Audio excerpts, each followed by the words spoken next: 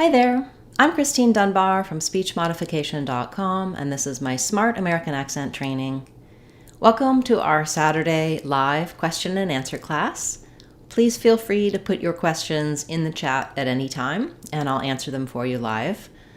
At the start today, I'd like to cover a recent request from a viewer. They were asking about the word picture, and they were saying that they heard some native speakers saying picture rather than picture.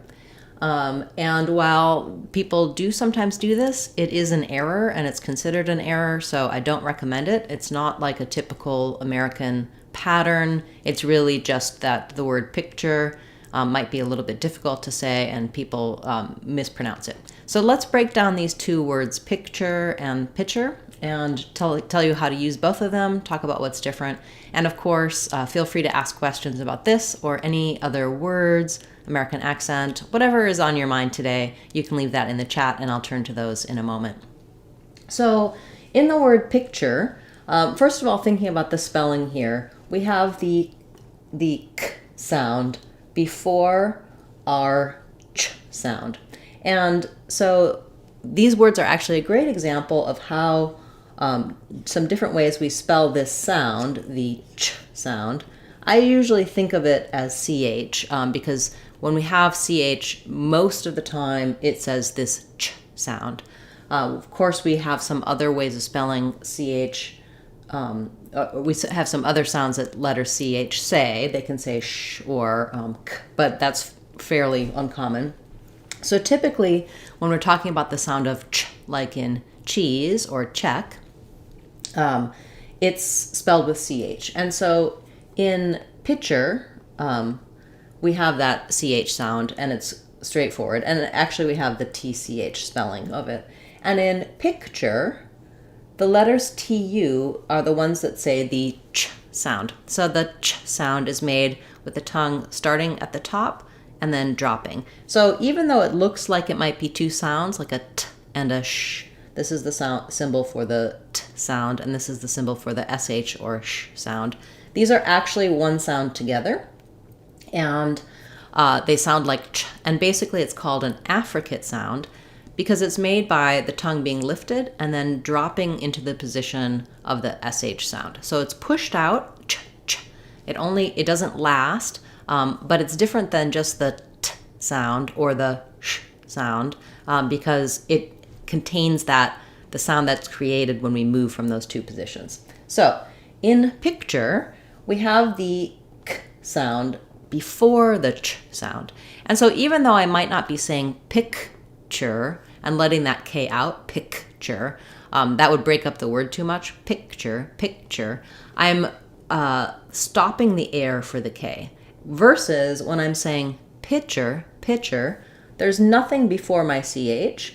The air only stops for the ch. And so my vowel here in pitcher, he's the pitcher for the baseball team, or I have a pitcher of water, pitcher, pitcher. My vowel can be long, and it only stops when I make the ch. Versus picture, picture, the back of my tongue has to lift, and I'm stopping the air for this k and before I make the ch sound. So in picture, picture, you can hear how there's a break and a pause for that k, versus in pitcher, pitcher, there's no break before the ch sound. So that's the primary difference between these two words, in addition to the spelling and meaning, of course. And if you find it difficult to make the difference, you can visualize this one as being like the word pick, so that you can make that k sound. Because when I say the word pick, I often in American accent also don't release that k. When we have stop sounds, the k, the t, and the p at the ends of words, we don't let the air out often. We'll say take your pick rather than take your pick. We don't always have that burst release of air. So you can learn more about how we say stop sounds at the ends of words in my video for that, as well as in my online course, The Sounds of English. I walk you through all of those different details, but here just thinking about practicing the contrast of picture versus pitcher, the stop and the lack of the stop here.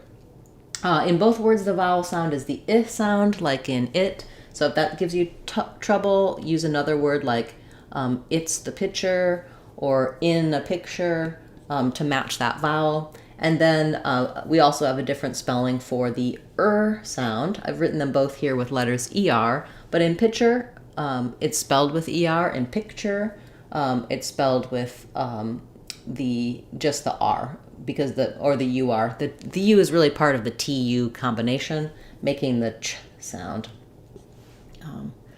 Yeah, so hopefully visualizing this way, knowing why they sound different, what's different about them, will help you to avoid using the incorrect pronunciation. Let's practice a few phrases just to make sure that once you've mastered the difference and once you've mastered the way to pronounce it, you do want to be able to put it into some phrases, because if you're just working on the contrast or the word by themselves, you may find you get it and then you go to speak and picture might sneak out instead of picture.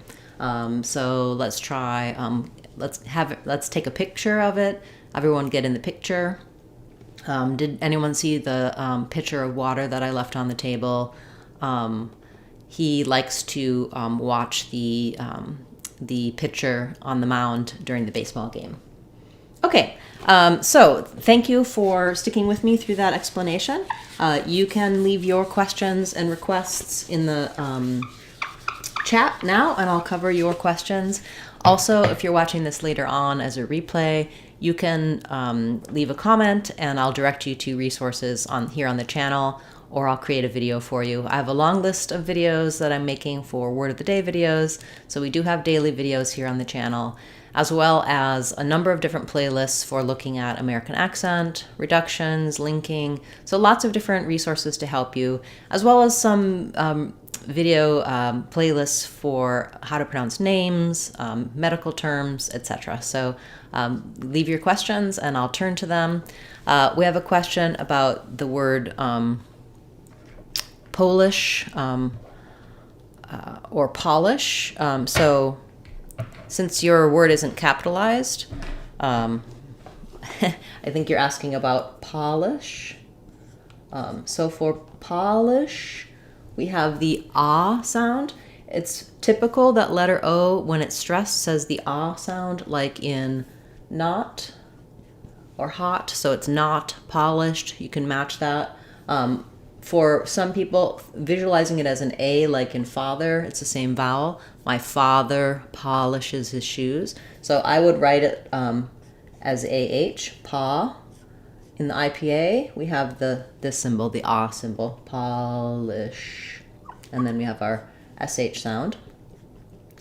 That's for the verb, to polish something, or the noun, polish, like shoe polish, or the adjective, polished. It was a polished performance.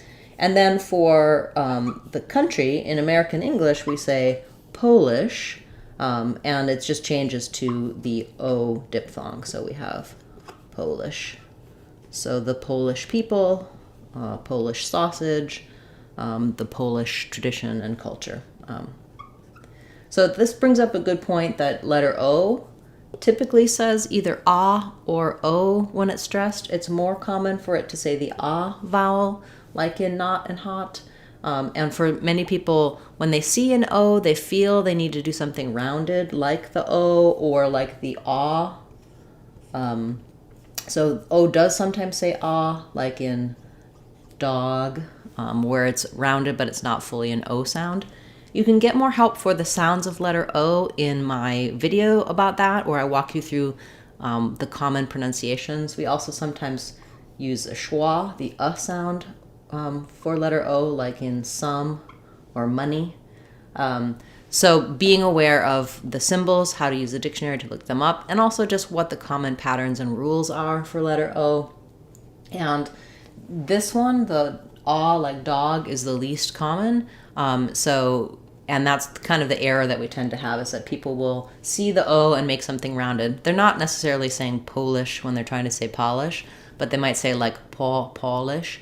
There's also in British English this aw sound that's basically the same position, the same amount of openness as the ah, but it's rounded. And so when we say polish in American English, British people may say Polish. So it's more open than the ah, but it's rounded. And this one, the British vowel, we don't have in American English. There's no examples of us using that in our dialect of English. Yeah, so maybe more than you had in mind, but hopefully I answered your question about Polish and Polish.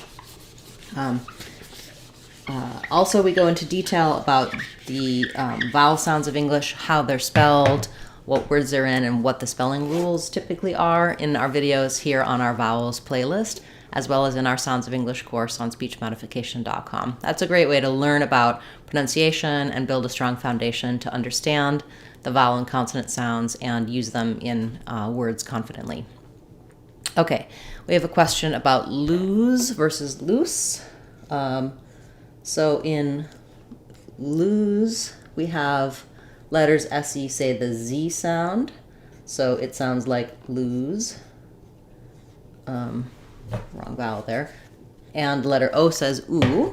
This is less typical for that OSE, like in close, we have an O sound. Usually when we have an E at the end and just one vowel, the O, the letter will say its name. But in this case, lose and loose both have the oo vowel, and oo is typically spelled with letters SE. And for loose, I'll just rewrite it with two S's because two S's typically say S sound.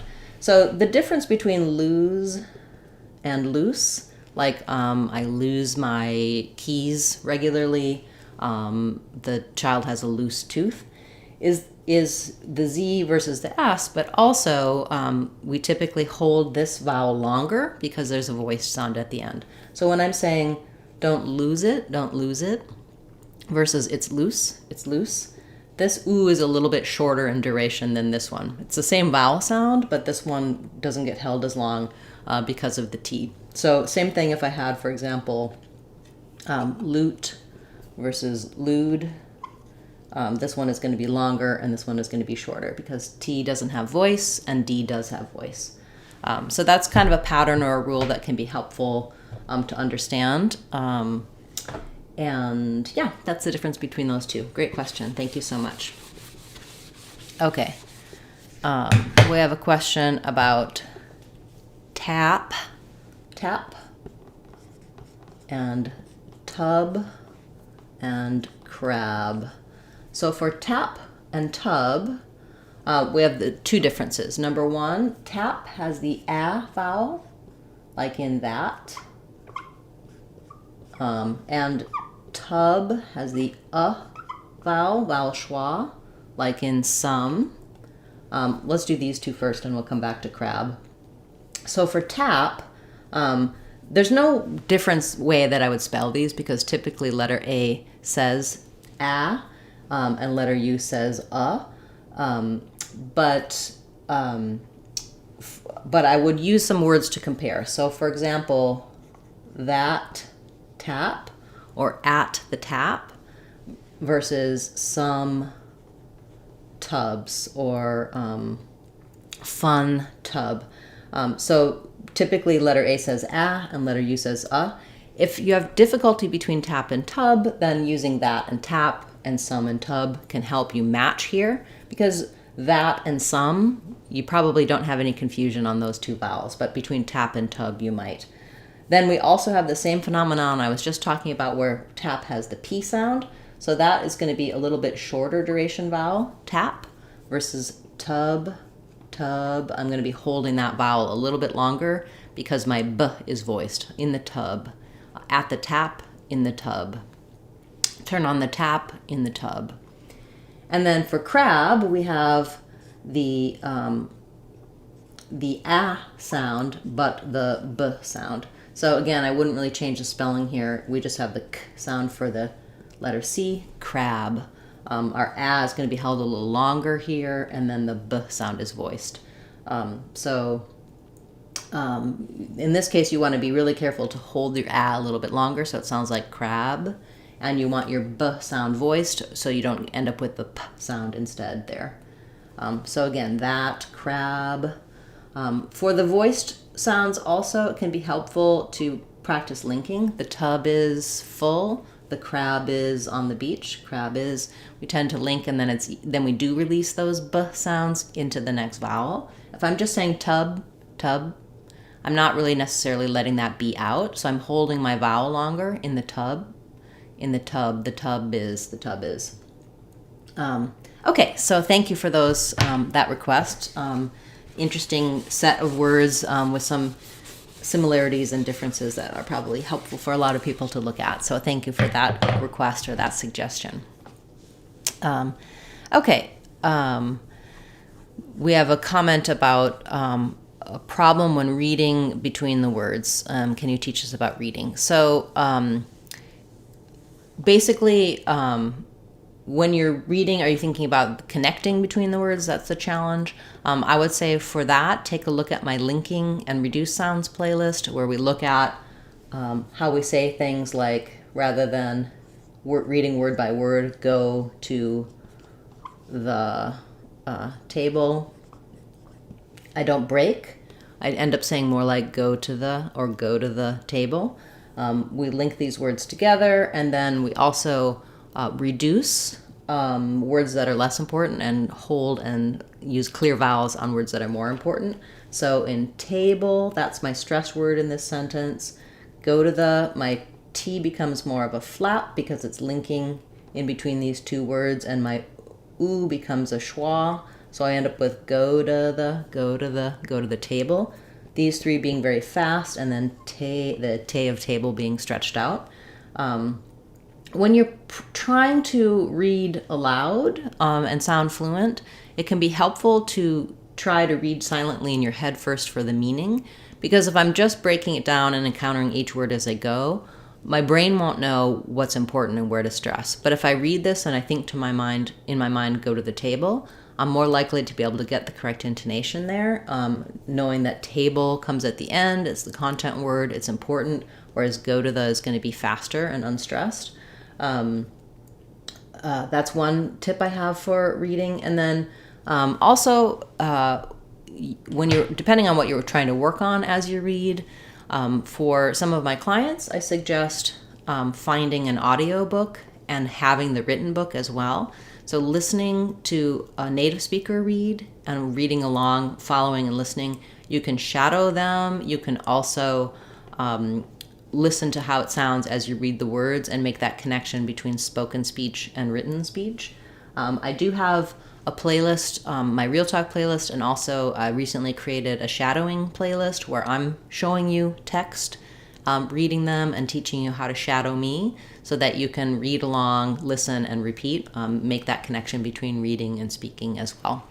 If you had a different question about reading, you can let me know, but primarily here on the channel, we're focusing on pronunciation, and so that's how you would use reading to work on improving your fluency for speaking and your pronunciation for speaking. Thank you so much. Great question.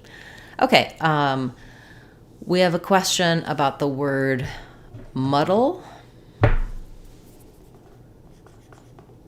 So we have again here our schwa vowel, first syllable stress, and then so it's like the word mud, and then our DD is the same as our TT in the middle. So if we have a word like middle or little, what we tend to do with DDLE and TTLE is we use a flap plus a syllabic L. So basically, even though in the dictionary you'll see a D sound and maybe a schwa and an L, or just a D and an ul, what we basically do is, for this word, we do muddle. And this dull is basically a light lifting up of the tongue, where I'm not releasing it. I'm not doing a strong D, muddle, but rather muddle. It just lifts up, my voice is on, and then I move right into the ul, which is the dark or syllabic L sound. So there can be a little sound in between the D and the ul, but you're basically just dropping the back of the tongue, dull, to get that ul sound. The L kind of functions as its own syllable here, which is why it's called a syllabic L. You can see my video for syllabic L where I talk about little and middle, words like that. It's the same thing that we have in muddle. We're going to muddle through. That's a really nice word. We don't use that all that often, but I like it.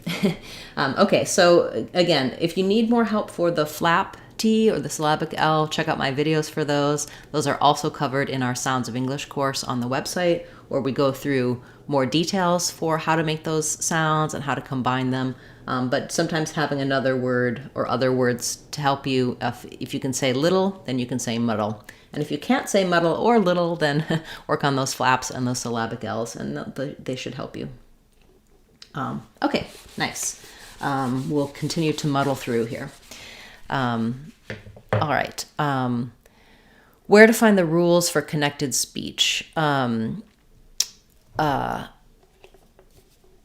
So for connected speech, how we connect them all, I'm not sure of a good resource to find all of them. Basically, if you look at my Real Talk course on speechmodification.com, I talk about linking and reducing, and I give you examples of the primary ways that we do it.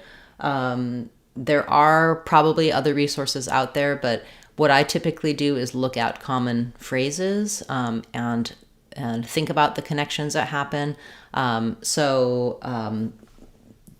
would check my linking and reduce sounds playlist. If you watch through those videos, you'll start to accumulate the typical sounds that get reduced and the typical sounds that get linked.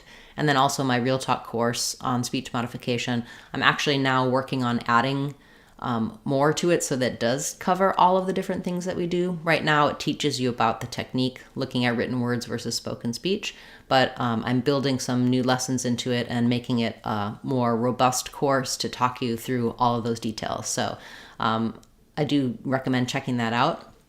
If you purchase it now, it's going to be $2. After I complete adding all the lessons, I'm going to up it to maybe $10. So you'll be grandfathered in if you want to get it now before it's fully, before everything has been added, and then you'll have the complete list of rules there eventually. So thank you for that request and that question.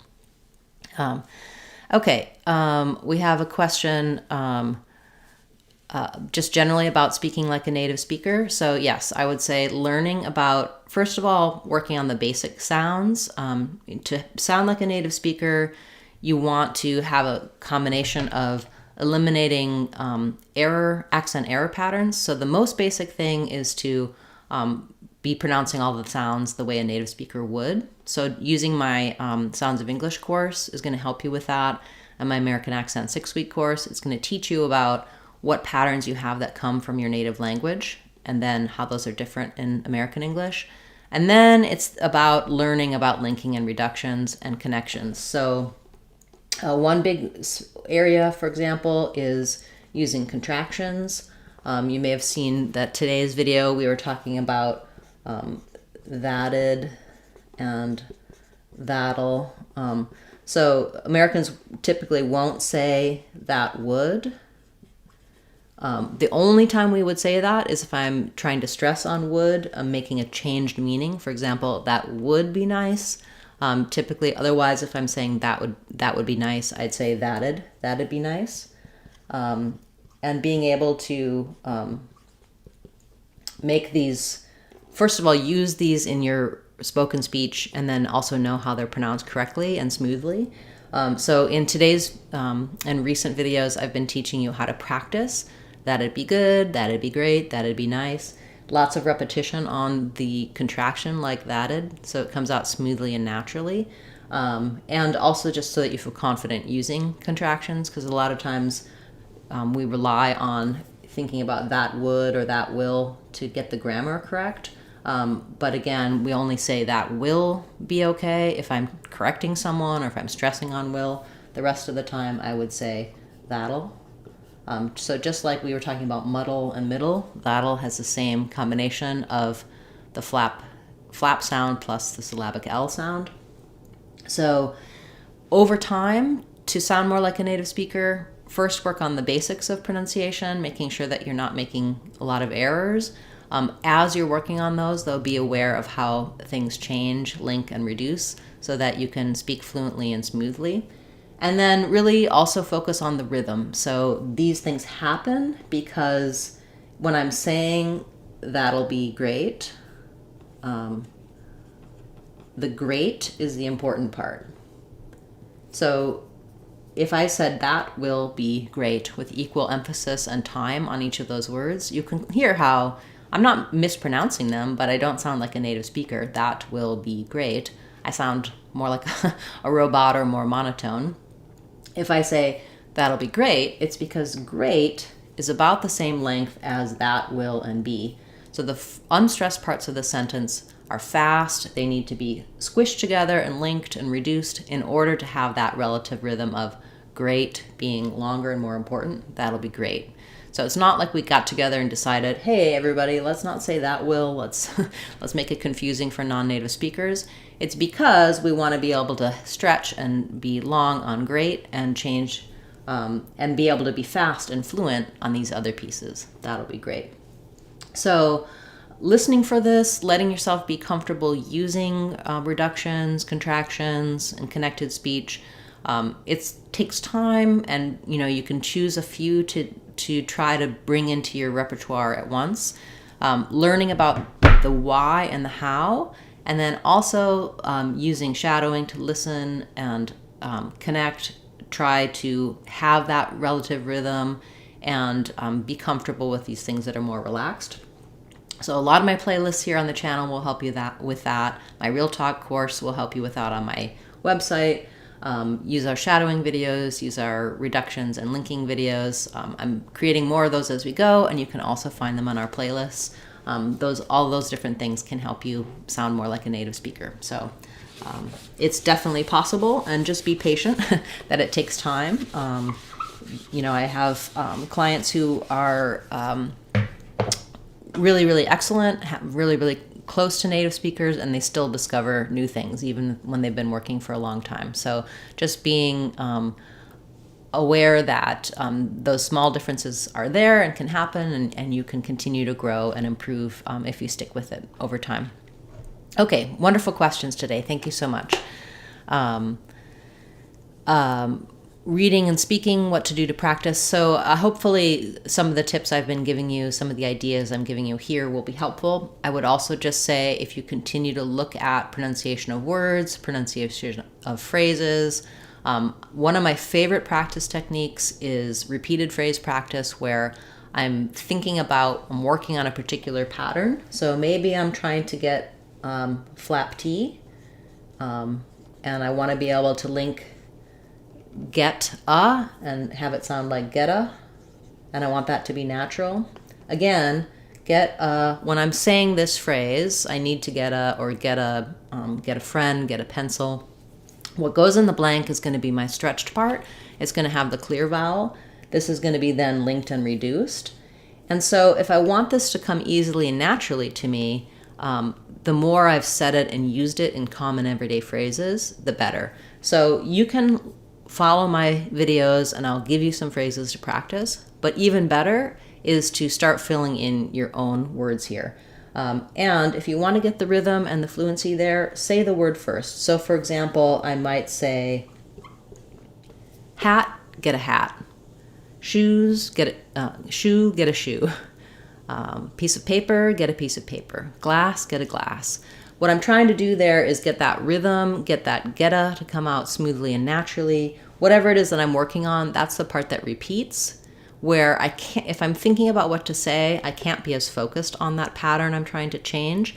Then it has to become more ingrained and more like a habit. Because when I'm talking to someone in real life, I'm not thinking about, oh, use a flap T there. I have to have that just come out as a habit. And that's the way speech works. We think about the content of what we're saying, then our brain sends the signals to our mouth, and our mouth just executes it. There's only so much we can pay attention to pronunciation or accent as we're speaking. So if I've practiced and repeated on something many times, I can build that motor habit for it just to come out naturally that way. And so breaking down the things that you notice that are different in your speech and trying to use the American pattern, you just want to do a lot of repetition on various different small details. both for sounds and for connected speech like this, so that your mouth just switches over to doing it the new way. Because what happens is, however we learned in our first language, those are the motor patterns that the mouth wants to do in the other languages that we learn. And we have to switch over into different patterns for different languages. It's not easy, and we tend to want to apply our phonological knowledge from the brain and our motor patterns from the mouth from our original language into second, third, and additional languages. And we have to override those signals and build new motor patterns and habits in the new language. So repeated phrase practice is one of my favorite ways to do that. Yeah, a lot of good tips today. Hopefully you're finding those helpful. And of course, I'm talking about these things throughout my online courses, throughout my videos here on the channel. Even in our daily word of the day videos, there's often some details like that can help you. But you may like our playlists for more advanced speakers, like our reduced sounds and real talk playlist, just because those can help you with some of those details that happen in connected speech versus just in looking at individual words and sounds and pronunciation. Okay.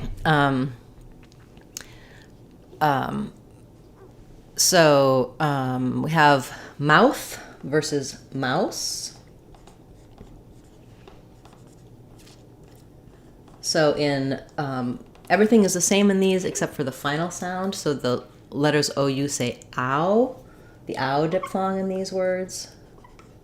And then for mouth, we have the th, tongue between the teeth sound. For mouse, we have the s, tongue behind the teeth and air continuing sound. My mouth and the mouse's mouth. I see a mouse. This is my mouth. So if you're having trouble between these two, just work on making sure that your tongue is between your teeth for the th of mouth. And typically for most non-native speakers, the s sound isn't the problem. It's the th sound. Although once you've been working on the th sound, sometimes words that have a s, you want to overgeneralize and turn that into a th. That will resolve itself over time. So just practicing those kinds of contrasts can be helpful. I have more help for that I have several videos about TH and TH versus S here on the channel, and also in our Sounds of English course. You can find some resources for that. Okay. So similarly, we had months, clothes. Okay, so for months, we have the schwa, the n, the th, and the s. So this is the difficulty here often for people is the ending sounds, but making sure that you're using not an O sound, but an sound. So you want the schwa sounds like months. When I'm saying months, basically my TH gets a little bit stopped. It doesn't sound like months, but months.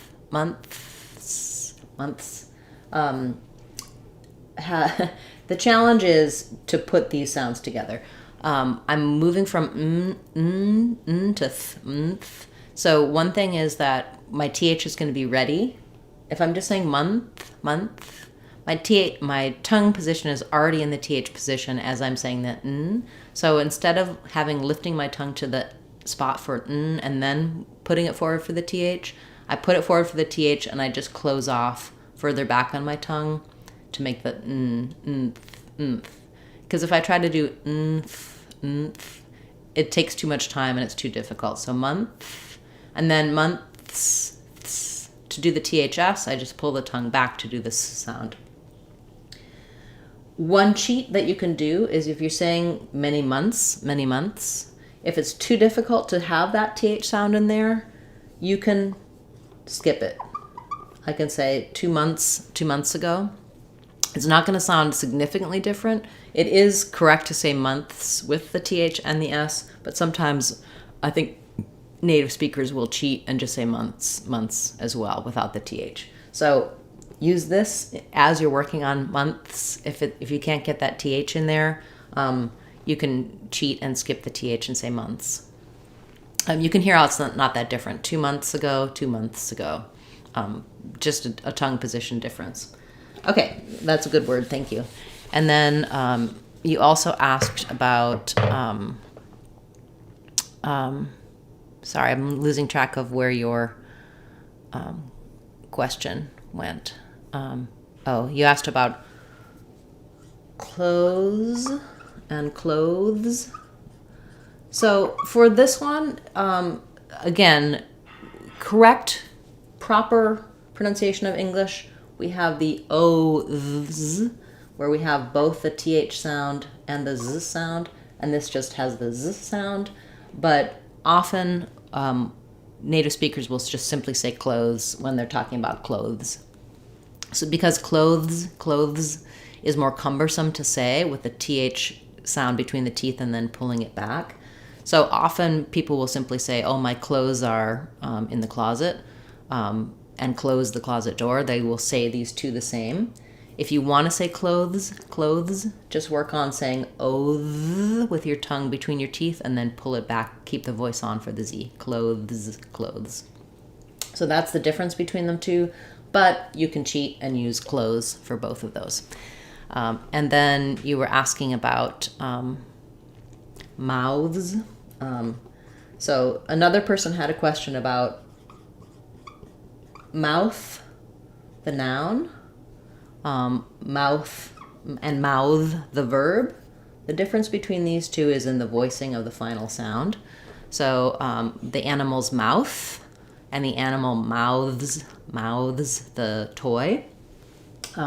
So for the plural of mouths, we change from the voiceless th to the voiced th, mouths. And this letter S is the z sound. I think it's possible to say mouths. I don't think so. I think we typically always turn it to a voiced sound.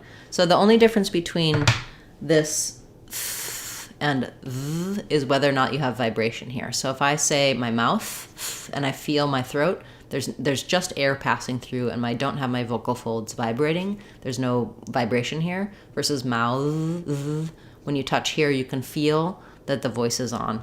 And then the other difference is that if this is the voiceless mouth, my vowel is going to be a little shorter, and mouth, my vowel is going to be a little longer. Just like we talked about at the beginning of the class with the difference between the S and the Z, the T and the D.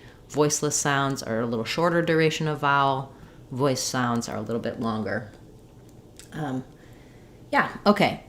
thing happens with bath and bathe, baths and bathes. I do have a number of videos talking about these particular words, also clothes and clothes. So check those out on the channel. And if I have time after class, I'll put some links to some additional resources that specifically look at your questions and your focus. You can also get help for those in our Sounds of English course and in our other online courses. I'll take a few more questions and then we'll need to wrap up for today. It's great to see so many of you here on this pre-holiday weekend. Thanks so much for watching, being a part of class. I really enjoy getting your questions and comments because it helps me know what new videos to make and what to cover. The questions that you have, other people have as well, and it's just a great resource to, I really appreciate your contributions to the channel, both here in our live classes and throughout the week in your comments on our other videos. So thanks so much for being a part of things. Okay,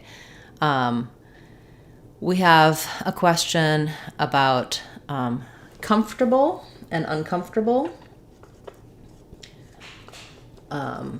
So there's a couple of different ways that you'll hear native speakers say these. I'd say the most common is using its first syllable stress, so comfortable,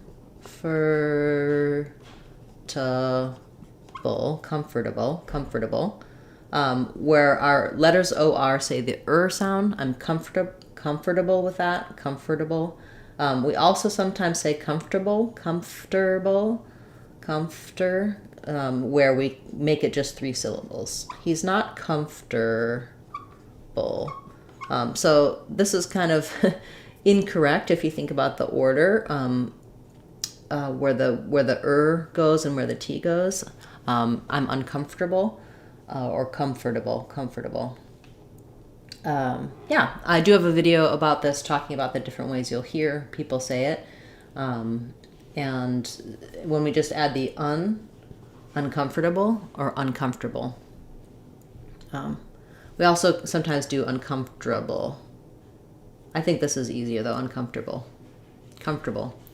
So I think this is a word that's in transition where obviously it used to have a different pronunciation. The most important details are to use your schwa, the sound in the first syllable. Don't say or. We never say comfortable. Make sure you're stressing on the first syllable, and then whether or not you reduce down to 3 syllables is up to you. This is the safest one, comfortable. And you'll hear that we do tend to flap this T, make it more of a light D sound, comfortable. Yeah, okay, great. I'm going to try to get to as many people's questions as possible. I apologize in advance if I don't get to answer all of yours today. There's a lot of great questions in the chat today. I will try to go back through later and give you answers and resources if I didn't get to your question. And we'll have another live class again next Saturday. You can also leave comments on this video or any of my videos with your questions. I'll get back to you with resources, send you links to videos, or add your words to my list to cover in a future Word of the Day class. Okay, and then we have eyes and ice. So another example of the voiced sound. So in this one, eyes, and in this one, ice. So the main differences here is for eyes that your vowel's a little longer because you have the z sound. Ice, your vowel's a little shorter and you have this sound. The differences between the z and the s at the end is less about, I'm not necessarily saying eyes with a strong z. I say my eyes. It's that z is weak. So it might sound a little bit like an S sound, my eyes. I perceive that as a Z sound because I am using some voicing and a longer vowel. But the Z is weak at the ends of words and the S sound is strong. So ice, I need some ice. You'll hear that s. There's a forceful amount of air, a lot of noise. With eyes, it's very light. So even if you used a light S here, my eyes, you want to be long on the vowel and short and weak on the consonant. For ice, you're shorter on the vowel and longer and stronger on the consonant. So words that end with S, yes, bus, us, strong S. Words that ends with Z, eyes, was, buzz, weak Z, long vowel. Also, when you have the Z sound as you link, the Z should be a little stronger. My eyes are bothering me. The ice is. Less likely to link and also strong S on that word. So I have some videos about S and Z at the ends of words and about voice sounds. You can find those on the channel and also in our Sounds of English course. We walk through voicing since that's one of the most common error patterns. People will use a voiceless sound like a S where they should be using a voice sound like a Z. Especially with that one because we spell them usually with the letter S. So you can't always rely on looking at what letter is written to know what sound to pronounce. Great question. Thank you. Okay, I didn't quite get to everyone's questions today, but I am out of time. Thank you so much for being a part of this class, and leave your questions in a comment if I didn't get to them. I'll try to go back through the chat and give you resources and answers as well. Look forward to seeing you tomorrow in our Word of the Day class and next Saturday in our live question and answer class. Have a wonderful holiday if you're celebrating next week, and I guess I'll be able to wish you a Happy New Year next Saturday because it'll still be 2023. We'll be continuing with our Word of the Day series in 2024 and adding, as I mentioned, some new resources here on the channel in terms of playlists and also some new lessons and resources on our website, speechmodification.com. So do check those out. We also offer channel memberships. If you're interested, if you're coming to these classes and you're wanting to get a faster turnaround time on your questions, channel members can leave a comment and I'll make a video for them more quickly or answer their questions, get them resources. It's a way to show your support for the channel as well as getting some additional perks like that. Of course, subscribing to the channel and turning on notifications is a great way to get reminders and details about when I'm live and when I've posted some new videos. You can also find out more information on our channel page. Go to the community page and see what's coming up. Participate in quizzes and polls there. Thank you again so much, those of you who have been coming to a class, asking questions, commenting, subscribing, liking, sharing. All of those things help the channel to grow, and I truly appreciate your support. I look forward to seeing you next week in class and tomorrow in our Word of the Day class. I'm Christine Dunbar from speechmodification.com. Remember, if you want to sound like a native speaker, you can do it. speechmodification.com. Bye, everyone. Thanks for a great class.